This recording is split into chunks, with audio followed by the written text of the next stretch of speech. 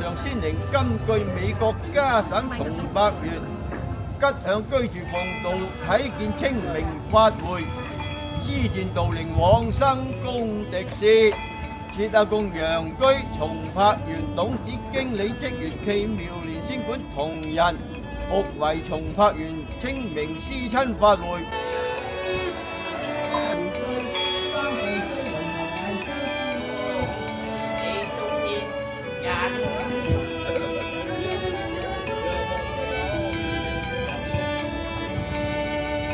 嗱，今朝我哋朝頭早10點鐘就開始誦經，咁咧主要嚟講咧就為咗我哋所有嘅先人啊喺度長眠緊嘅先人啊，我哋就誦經嘅，做一啲法事啊咁樣，主要咧係敬拜先人，咁啊同埋表達下呢個孝道嘅文化。咁今朝咧我哋就喺松柏園嗰度就設咗一個道壇。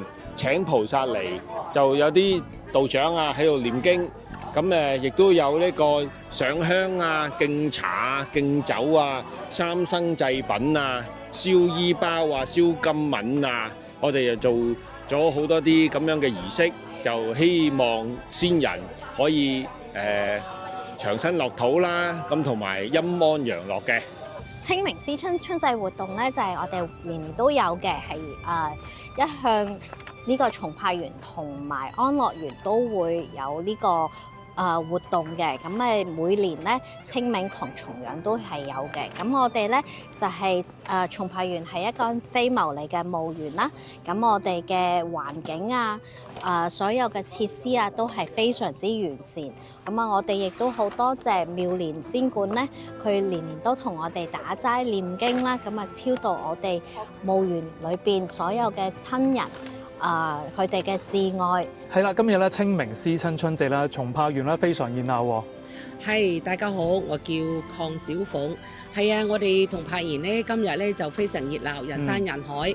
咁呢家人咧帶晒啲燒肉啊、乳豬啊、水果啊、鮮花嚟拜祭先人。咁就3對同堂咧就一齊前嚟拜祭先人。